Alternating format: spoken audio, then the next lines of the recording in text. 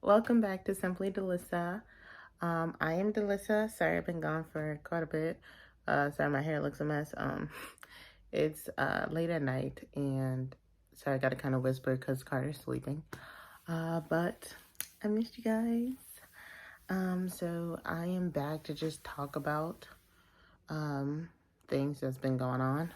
I don't know what kind of video I want to call this. If I want to call it a vlog, a PSA, or like testimony.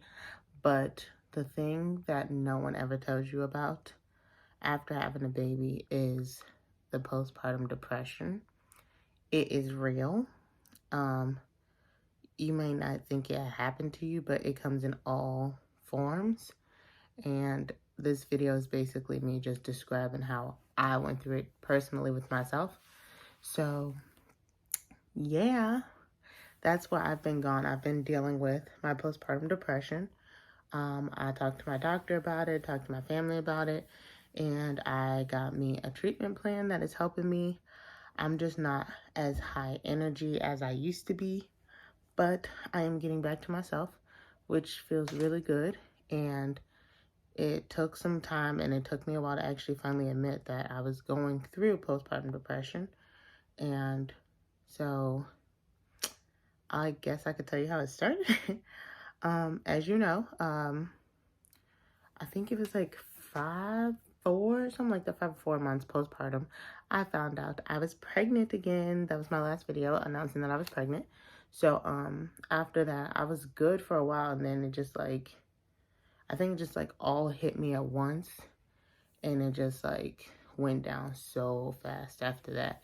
It was like I had no motivation to do anything. Like, I didn't want to get out of the bed. I didn't want to, like Carter could be crying and I would just be sitting there just staring because it's like I was so checked out. I never got to the point where I wanted to harm myself or him. It was just that I had no motivation and no, like, urge to do absolutely anything. Also, I was like I was not happy. And I was taking my lack of happiness out on Carter's father. And it just was like a lot for him too, because he didn't understand what was going on. Neither did I. But at the same time, I didn't handle it well. So it was just me just basically yelling at him all the time for stupid stuff because I had no idea how to handle my own emotions. So then finally, it got to the point where like Carter had got sick with RSV. If you don't know what RSV is, it's like a infection kind of thing, respiratory infection or something that children can get.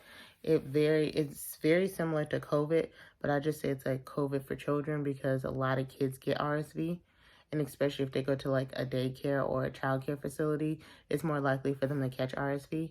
But Carter had it. I had no idea he had it, which was crazy because my mom was like, "Oh, Carter feels a little warm," and I was like, "No, Mom, you're just being dramatic. He probably just sweating a little bit." And then he got home and I was like, "Oh, he does feel warm." But he's acting like himself. He was playing normal. He was like not acting like he was sick. Like, you know, when like your child is sick, they like cling on to you and everything. He wasn't really like that. He was just normal, still laughing, playing and everything.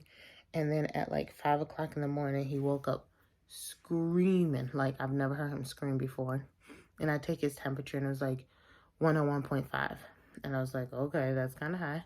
So I immediately sent my boss an email telling her I wasn't going in, and that I was monitoring Carter because he had a fever.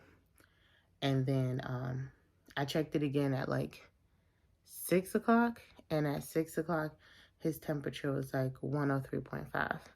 And that's when I was like, okay, I'm taking my baby to the hospital. I get him to the hospital.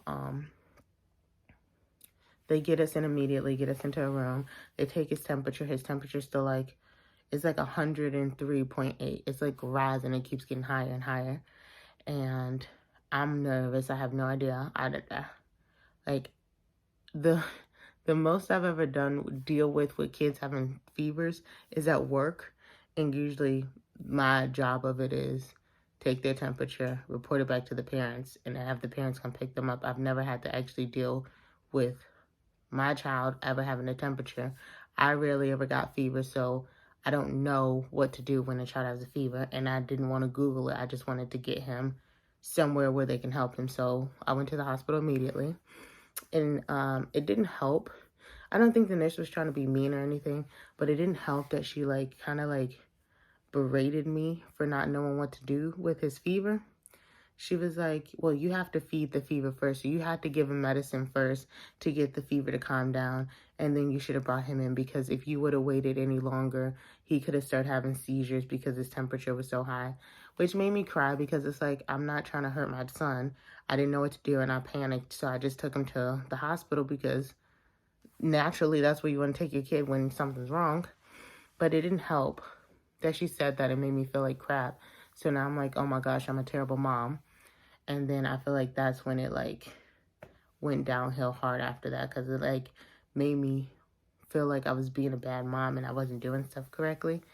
And so after that, that's when I went to my doctor and I was like, I believe I'm depressed and I need some help. He asked me a whole bunch of questions and everything. And yeah, he figured out a treatment plan for me, and I take medicine daily to help with my postpartum. And I want to start seeing a therapist soon to help me talk things through. But to jump back to the Carter Heart and RSV, it didn't help that all this happened on like a Monday. So then it was Tuesday, and then I was out of work Wednesday, Thursday. Carter didn't go to work with me on Friday, but I went to work on Friday. But it was just like so much had happened in those 3 days. Even when we left the hospital, his temperature was still in the 100 mark. It was like 101.5 when we left. So it took some days before his fever went down. So it was taking a toll on me, because he's sick and he has a fever, and now he was acting like he didn't feel good because he was so hot all the time. So he's crying and whining and wants to be on me. Then I'm pregnant and his brother's like moving around and everything. So it's just like, it was so much at one time. And it was just like, his father was still like on the road working. So it's like, I had to take care of all this by myself, and it was just so stressful. And I feel like that was literally my breaking point, where I was just like, no, I need help. I can't pretend like I'm okay anymore. I can't sit here and act like I'm fine when I'm definitely not fine. So I'm proud of myself for realizing I actually needed help and that I need to talk to someone about it. So I'm just trying to like advocate for new moms or later postpartum moms that like, it will happen possibly. Sometimes it probably won't happen. It all depends on the person. But when it does happen, don't feel like you're doing something wrong. Just get the help you need, because it will literally drag you down. It will drag you down. It will have you turning your back on people that you would never turn your back on. And it just makes you just close in within yourself. And you don't want to do that, especially during a time where like your child is learning the world and learning you and learning themselves, and you don't want them to think that this is who you are. And so I had to say something to get myself help. So excuse me. So now I'm doing better, and I feel like okay now in my headspace to start making videos again. So that's why I'm back, and I missed you guys. But yeah, it's rough. Oh, and do not let anyone tell you that you only get postpartum in the beginning. That is a lie. You can get postpartum anytime within the first year. That's what my doctor said. And oh, back to what my doctor said.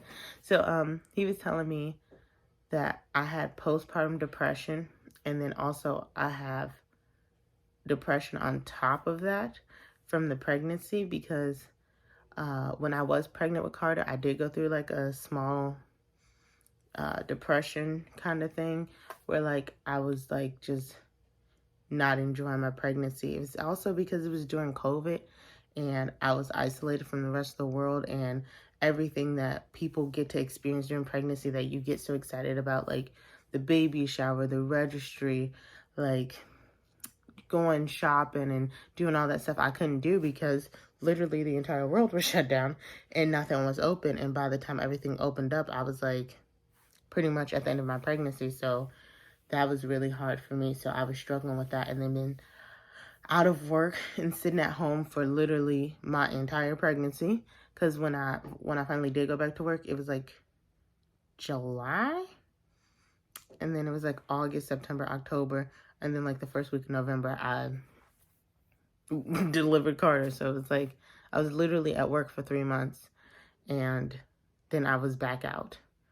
And I think that was another mistake because I was so like caught in my head from the whole COVID situation that I was like, I need to get out of the house and go back to work. So I went back to work 6 weeks postpartum, which was fine at first.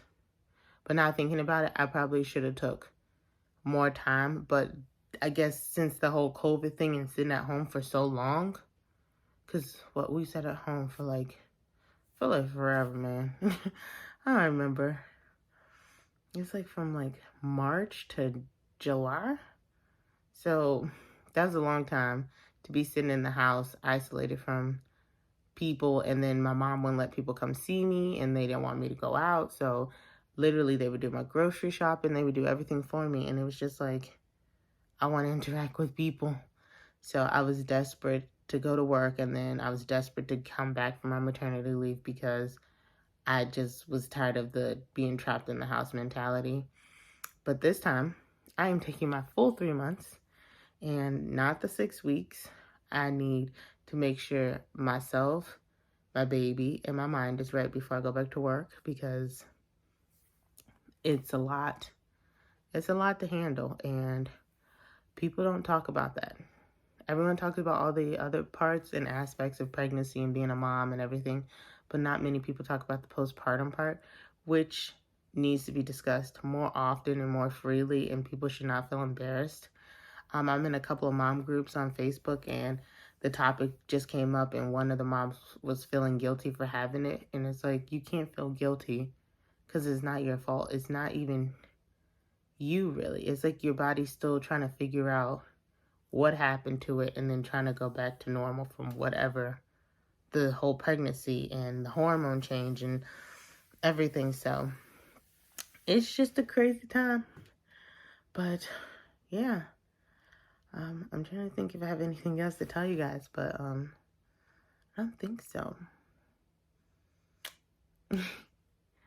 But yeah, it's just been a lot, but Carter's healthy, he's growing, and y'all, I can't believe how much he's growing. I can't. But thank you for watching this video.